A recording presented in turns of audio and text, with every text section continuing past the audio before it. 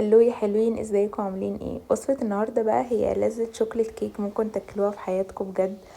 وصفة ناجحة. كيك طري وهش ورطب كده مع الصوص بتاعه تحفة.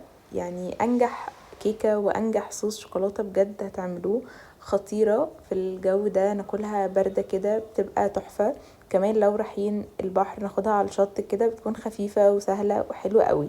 وكمان مكوناتها سهلة جدا، وطريقة التحضير الصوص والكيكة سهلة جدا. يلا بينا نشوف. اول حاجة معايا في الخلاط كوب سكر، ومعايا كوب حليب، ومعايا كوب زيت. تمام، يعني 3 اكواب سكر وحليب وزيت، ومعايا نص كوب من الكاكاو. وياخد كل المكونات دي هضربها معايا في الخلاط لحد ما يديني القوام التقيل ده. انا هفضل اضرب لحد ما يديني قوام تقيل كده.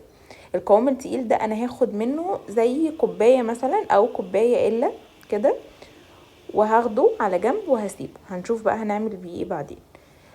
باقي الخليط هضيف عليه 2 باكت من الفانيليا او معلقة صغيرة من الفانيليا، وبعدين ضفت بيضتين، وبعدين هضرب البيض بالفانيليا بالخليط ده كله بقى.